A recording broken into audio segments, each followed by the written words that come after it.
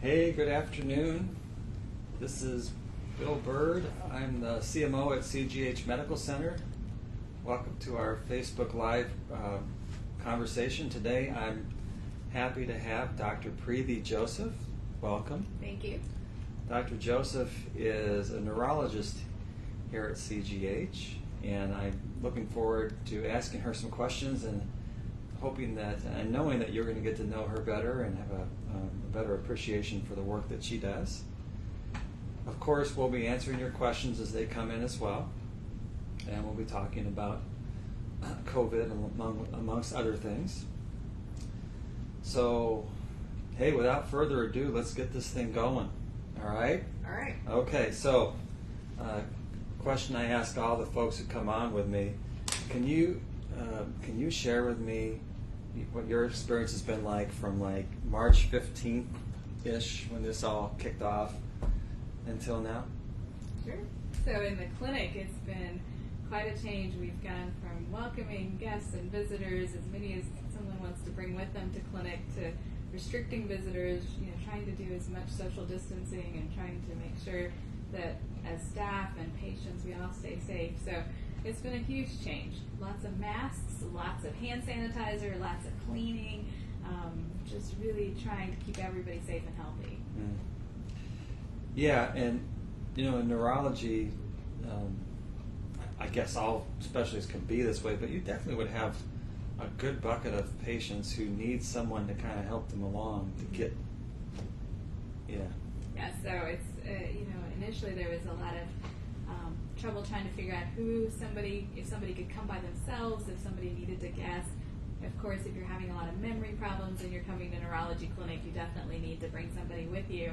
But in general, I think that's been a huge change. Sometimes it's nice to get the view of lots of people and get an opinion. I always say, I need the truth from the audience, the group that comes with you. Yeah. And sometimes that's hard in the world of COVID because we can't always get all of the perspectives on patients. Yeah, that's for sure. Has it, now that we've done a little bit different with our visitor policy and lightened up just a little bit, has that helped some? I think so. I think it's at least helped bring in some support for patients, and so I think it puts everybody at ease. It's nicer to come into clinic when you're going to an office with someone, but it's also nice to have somebody else to hear what the provider and the staff says. So an extra set of ears and eyes, that's helped a lot. Yeah, for sure. So Preeti, what would you say, like, right now is your biggest area of concern with just the pandemic and what's going on right now? I think it's really trying to figure out, as we learn more, truly how it's spread.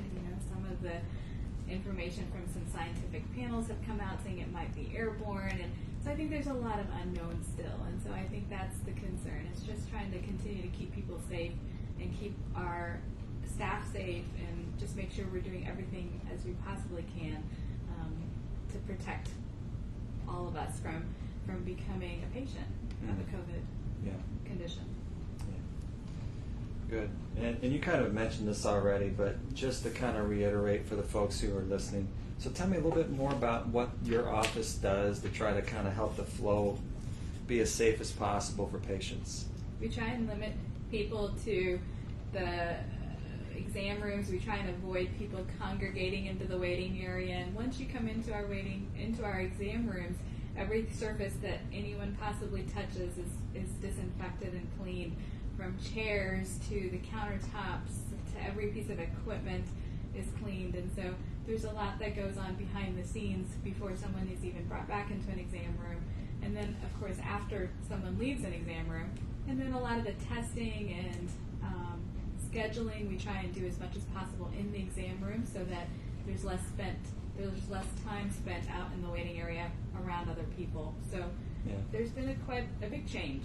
When I go through in the lobby there in that area, you'll have the patients that are distanced out, but for whatever, you guys are doing a good job because it's not just yourself, you have some other physicians there in that area. Mm-hmm. And by and large, it's not congested at all, so you must be getting those folks into the exam rooms and getting most of the stuff done there. And some of the chairs are turned upside down, so Yeah, you won't yeah. even be tempted to sit over there. So that's kind of nice too. Yeah. It helps remind Yeah. all of us. Yeah. You know, early on, because of the just all the restrictions that were in place, you know, we ramped up, and a lot of our folks did more televisits. I think you were doing some of those too. How's that? Are you doing those now, or how is that kind of, now that you've done that? Where are you at in that process? We've definitely slowed down, but I think it's opened our eyes to a great opportunity. I have, in fact, yesterday I have a patient that travels from Galena, Illinois, and so now they don't have to come see me physically every time they have a concern or question. And so there was a question about some swelling in their arms and legs and possible side effects to medication. So we did everything remotely. I even had them, take their iPad and show me your ankles, show me your fingers, show me everything. Yeah. And we were able to do that with telehealth and not have to deal with transportation into Sterling, which is great. So Yeah. we definitely now have a new tool that we can use to help serve people, because I do get a lot of patients from, Yeah. 2-hour drive, and it's nice to be able to do that. But it's definitely slowed down. We have a full schedule in the clinic, and so it is hard to sometimes. You'd be mix that. more selective a little bit about, yeah. So if you live in Dixon and Sterling and you're able to come in, I would probably prefer you come in just for the flow of our clinic. But we're definitely happy to accommodate if you're out of the area. Yeah. It'll be interesting to see. The reality is that at least up until this pandemic, typically if you wanted to do a televisit with a patient, you didn't get paid for it. And so it'll be interesting how that all plays out from a standpoint of what Medicare will pay for. And I think I heard this month that Medicaid might, on the 26th, paying for those. So that'll have an impact on that too. So yeah, good. So every time that you take care of a patient, it's not just like you show up and I'm going to take care and make sure this all goes well. You have a bunch of folks that help you with that. So can you talk a little bit about in neurology, what kind of folks you have on the team to kind of make sure that the patients get taken care of well? Yeah, we have, from the time you walk in our lobby area or our waiting area, we've got great receptionists. We've got Mary and Leah greeting patients as they walk in, and they work together great as a team. And then I've got a team of nurses as well. I've got April, who's my primary nurse, and then I've got a team of rotating nurses. I have Andrea right now and Terry, who are helping my patients. And so there's just a big collaborative effort. Everybody does a great job, pitches in. It's fun. I think of course you come to the hospital as well, so you have, and you read probably the team that does EEGs and all those kind of folks. Mm-hmm. And yeah, we've got a great Katie's out here on EEG trying to make sure that we get patients taken care of. She was out late, not last night, but the night before, at like 8 or 9 o'clock at night doing stat EEG. So just a great effort to just get all of our neurology patients taken care of. Good. One of the things I tend to ask folks too, just because it's always interesting to hear people's stories about this kind of stuff. So can you kind of just share with those folks who are listening what led you to a career in medicine? What would lead one to become a neurologist? How did you end up here in Sterling? Sure. It's funny because I have wanted to be a doctor ever since I was a little girl. And my parents say that it's because I love the smell of a hospital. Who knew, I don't think I could say that right now in general, but right. I think it's just that disinfectant smell. Something about that is what I You're a big would fan say. of disinfectants, huh? I guess so, yeah. So neurology, my field, I specifically chose that because I always call it the final frontier of medicine, because it's one of those areas I deal with the brain and the spinal cord, and I deal with diseases that affect those areas. And we, 20, 30 years ago, didn't have a whole lot we could do for him. We would diagnose and we'd say, congratulations, you have this disease. And then we didn't really know what to do after that. We didn't have much treatment options. And so now more and more we're having treatment options. And the exciting part of neurology is we're able to combine medicine and electronics. So we think of people who go to the heart doctor and get a pacemaker, and there's some electronics involved there. But in the world of neurology, there's a lot of electronics. We put in deep brain stimulators for Parkinson's disease. We put in now deep brain stimulators even for epilepsy and vagus nerve stimulators. It's such an exciting field when you can actually merge the technology with the medicine, with the diagnostics. And we have patients with epilepsy, we have patients with dementias and Parkinson's disease and multiple sclerosis and all of these diseases that have come an amazing way as far as treatment in the last 20 years, and we're able to allow patients to be able to live healthy, normal lives. I have patients who have epilepsy that are running boards and CEOs of organizations and living very good quality lives. So that's exciting. It's not just telling someone they have a diagnosis, but really working together to move forward and trying to live a great life. That's really neat. Yeah. Well, okay. Now I understand. Now I understand why you went into neurology. I guess I'll give you that. Sterling. Well, I actually have grown up in a big city, and I'm a big city girl. I'm not a small town girl, but I realized I really enjoy taking care of patients in a small city.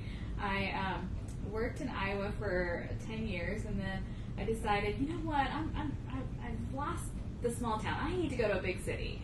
And so I left and I went to Charlotte, North Carolina, a great city, for a couple years, and I quickly realized I sure miss the small town medicine. I just love the patients. I love that people are down to earth. I love that people are really invested in getting better. They're just not so busy with their lives. Sometimes, in a bigger city, they're so, in and out, they're not interested in what you have to say. It's just a different mindset. It's not good or bad, it's just different. And I really enjoy the small town. So I think that's what really brought me into Sterling. I like a collaborative effort between different specialties, and that's what Sterling is able to provide. We have all these different specialists all in one building, all attached to the hospital or near the hospital, and so I think that's exciting. And to take care of Midwestern individuals and adults and children, that's fun.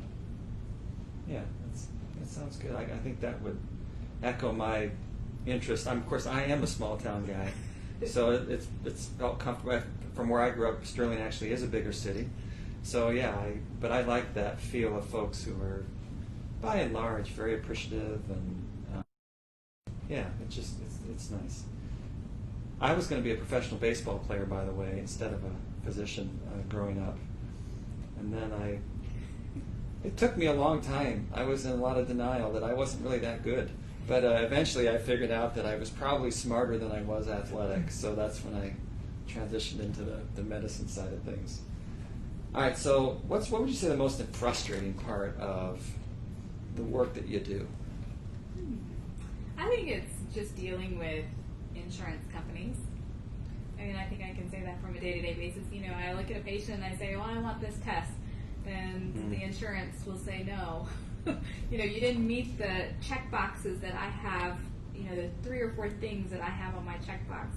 And so then, I have to spend extra time, call the insurance company, talk to somebody live on the phone, explain the situation. So all of this extra behind-the-scenes time is hard.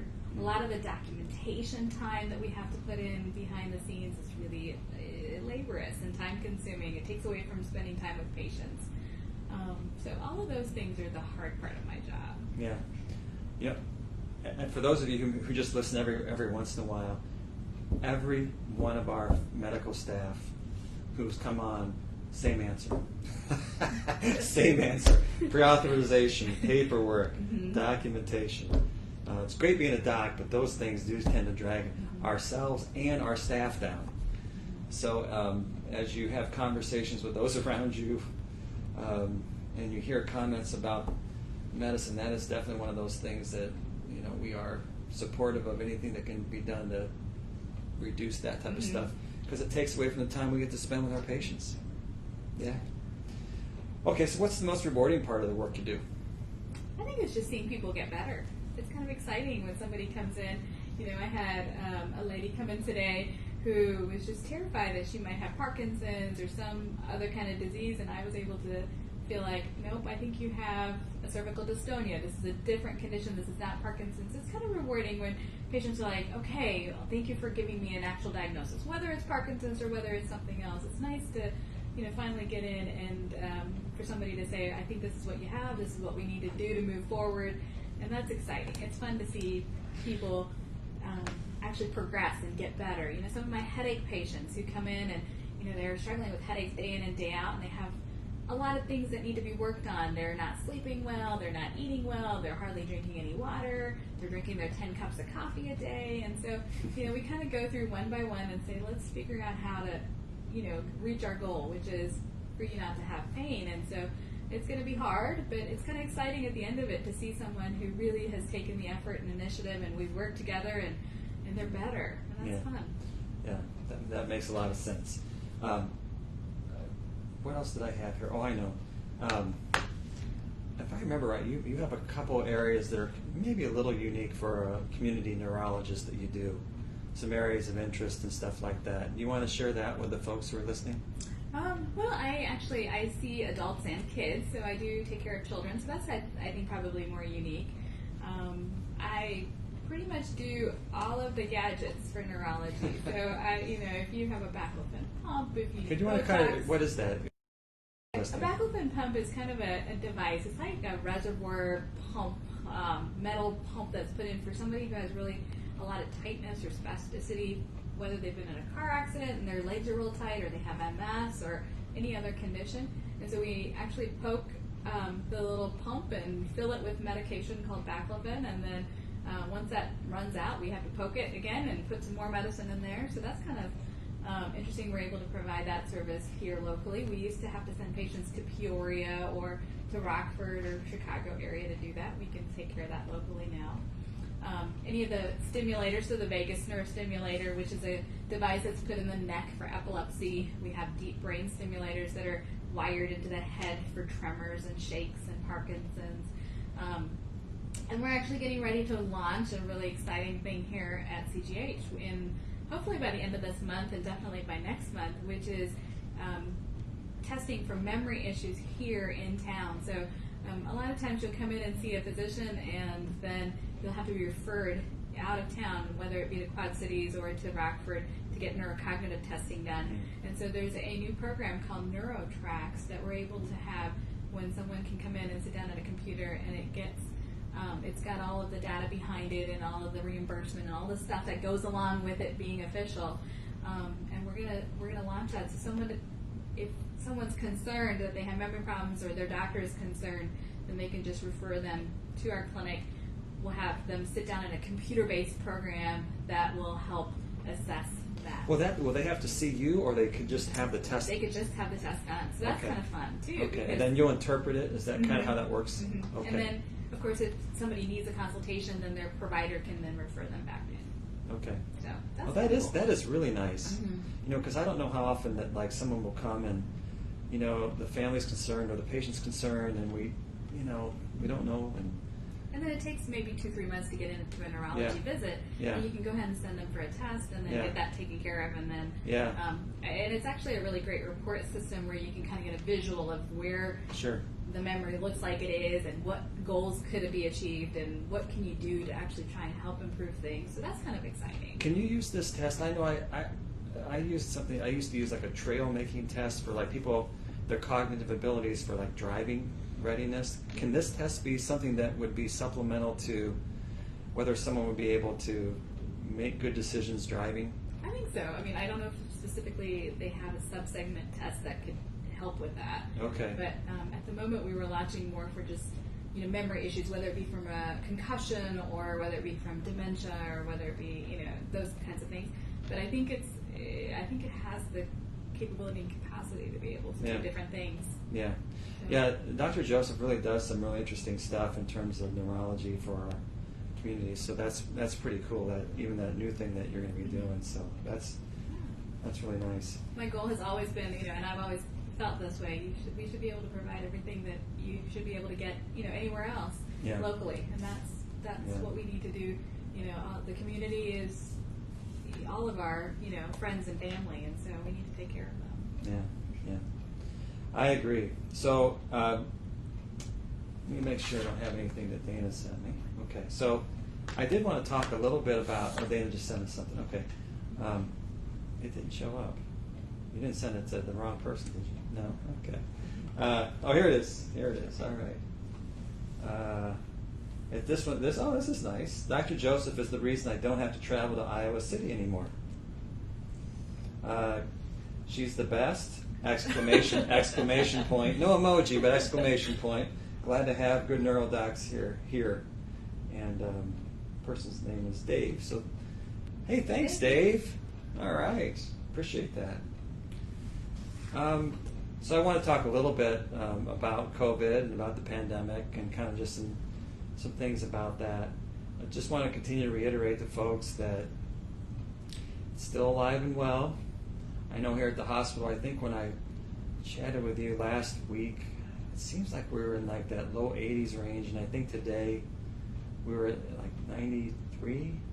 So we've, just at the hospital side of things, the number of positive patients continues to be 1 to 4 a day. Well, actually 0 to 4 a day, but still, and on average, it's still going up. And I looked at our county here in the state, and we still have some activity. So I just encourage folks to continue to follow all the stuff that you've been doing. I think I tend to be talking in these not podcasts, but in these Facebook Live things to folks who are pretty conscientious in general. But just continue to wear those face coverings, distance, and don't put yourself in situations that put you at risk, because we're still seeing it. We're definitely still seeing it. And if you pull up maps of the country, Illinois is doing pretty good. Our percentage of positive for COVID across the state, I think, is like 2.9% as of yesterday. And if you stay below 10%, that's considered really good. So I like that. But you just look at, there's still pockets in our state. There are definitely pockets in states around us that you just have to just be smart about going about things.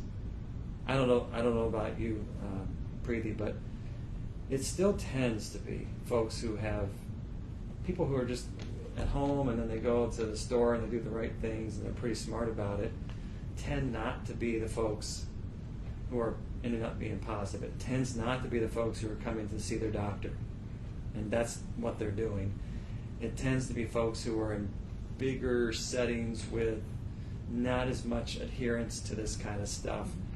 That at least is usually the case that kind of then causes there to be a little bit of a ripple effect. Yeah, so we see that. That's kind of tends to be the trend. You never say never on those things, but I want to assure folks that if you're doing the right stuff and trying to be conscientious, odds are pretty good you're going to do okay.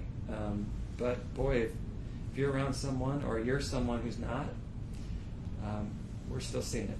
So just encourage folks to be conscientious. Something else that I didn't mention last week, but I thanked Liz and Dana, man, they got it all figured out. Tell me what I'm supposed to say. And one of the things that's going on on our OB department, because right now it's called COVID cuties. Yes, COVID cuties. And you can find that on our website. And what we're basically doing is asking that folks, for babies that were born here at CGH, share those baby pictures on that website, right, Dana? Yeah, because we recognize that a lot of baby showers aren't happening right now, and we still want to celebrate those births. And www.cghmc.com and stories. Yeah, okay, so stories there. So yeah, and I is it a contest? Okay, I should just have Dana walk over here and tell you this, but yeah. So anyhow, it is a contest, and shoot us a picture of your baby born here at CGH during this pandemic. We'd like to see your baby.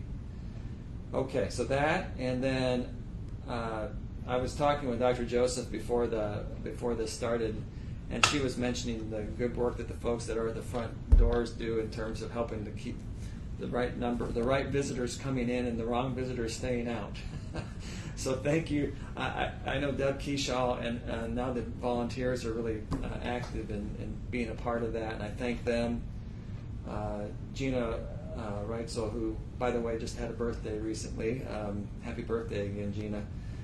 Does a lot of work at the front of the hospital, and I didn't mention her last week, so thanks to her. And then I also, I like to do shout-outs every week, and one of the groups that does a really good job is our maintenance department, and Bob Lehman and Tim and the gang. They, if you're around the hospital and you see the guys in kind of the gray-looking things, gray shirts, that's them. Like right now, we're going to have a behavioral health unit that's going to hopefully open January-ish, and they're doing that. They're getting that. If you go by the part of the building where the car went through, and you see the plywood, it's fixed. But if you see where the plywood is, that's those guys, and they're getting that area ready to have inpatient behavioral health units. So thank you to them and the work that they do as well. Yeah. Oh, okay. Dana has something else. Okay, my mom had Alzheimer's. Can I get a test to see if I am prone to get it? So, at this moment, there's nothing commercially available. If you have symptoms, we actually have a spinal fluid test that can diagnose Alzheimer's.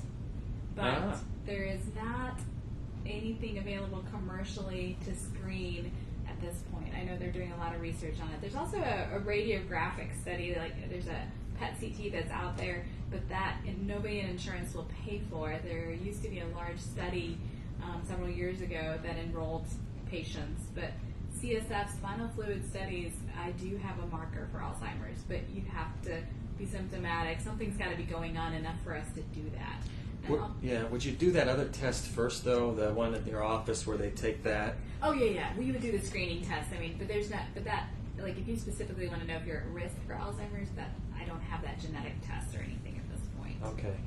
And if they had dementia, obviously there's Alzheimer's is the biggest bucket, Mm-hmm.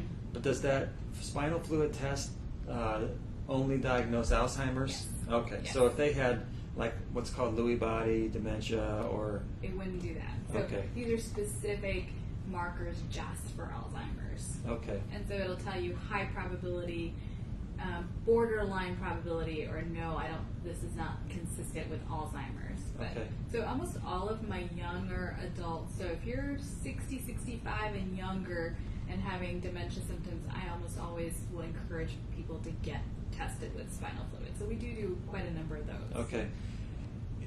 Since we have just a couple moments, I wanted to question about Alzheimer's. What's the latest theory on what causes it, and probably more importantly, what, if anything, one can do to reduce your risk of eventually acquiring Alzheimer's? Well, those are tough questions. Causes it? That's what I'm here for. Yeah, the tough stuff. they're still trying to figure out what causes it. We know that there are certain populations of people that are genetically prone to it, but that's not the most common, theme. Definitely, the older you are, the more at risk you are for any kind of dementia or memory problem. And Alzheimer's is the number one variety.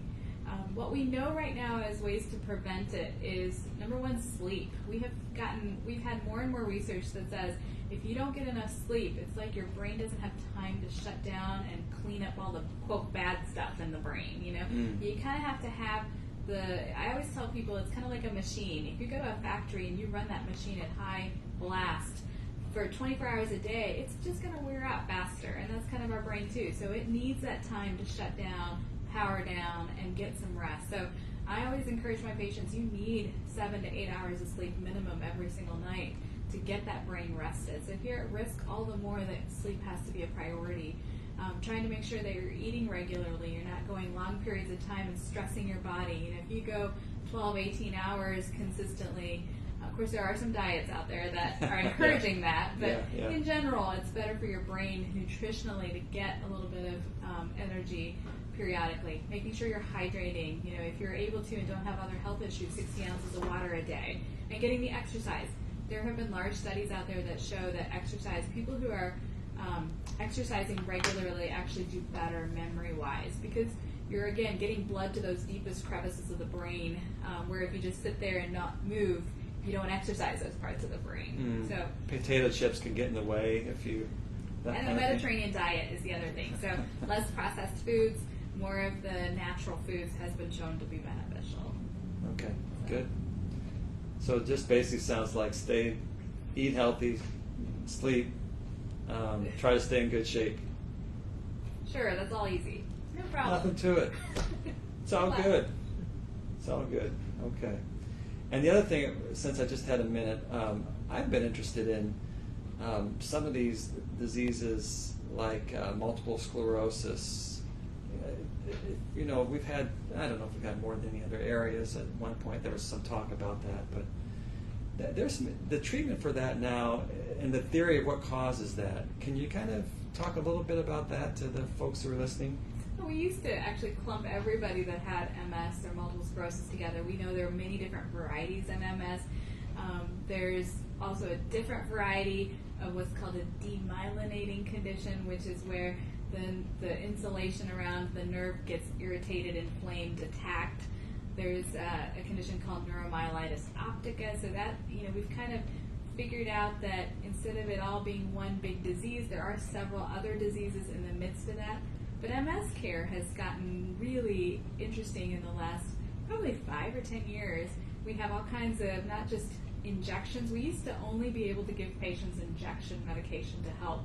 And now we have oral tablets, we have IV infusions, we have all kinds of things to really try and keep people doing well, and people are doing very, very well. I can always tell someone who is in their 50s or 60s who has never really been treated with some of the newer generation meds, and they're far more disabled and have trouble with different neurological things versus the new generation who is very independent, doing well. So these drugs are really working and doing well. We are able to infuse one of the drugs. Right now we're kind of getting started on that. There's a drug that you can infuse every 6 months, and so we're kind of leading into doing that locally. We're not up and running for everybody yet on that, but so we're trying to provide some of those services here locally too. But there's a lot of options out there. So if you're not someone who likes to give an injection every day or every other day, we've got pills, we've got other treatments. Is it like HIV has, in some ways, if you are pretty consistent with going to your doctor and doing the right stuff, it's almost become a chronic disease now with the treatments that we have. Has MS gotten that far along? I think so. Okay. Yeah, That's I feel so like encouraging. We've taken something that used to be, in a way, like HIV, a death sentence, and really made it something that just has to be treated and managed. And yes, you're going to have to see your neurologist, and you're going to get scanned a lot, and and you're going to have to get blood tests. But boy, you can live a great life without much of an issue. I could think of some really sad stories of patients I saw in nursing homes who were way too young that I wanted to see them there. So that's really encouraging to hear. I have a question that came in. Would the DNA tests out there tell you?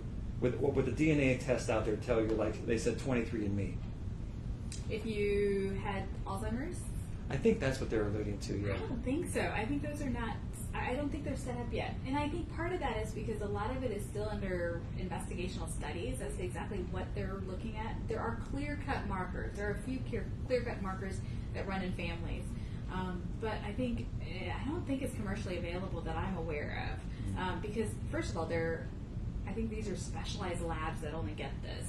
And second of all, I think if it were, then I think all of us would be rushing into it. So if that's what you're looking for on 23andMe, I wouldn't jump into that without finding out. But as far as I'm aware, it's not.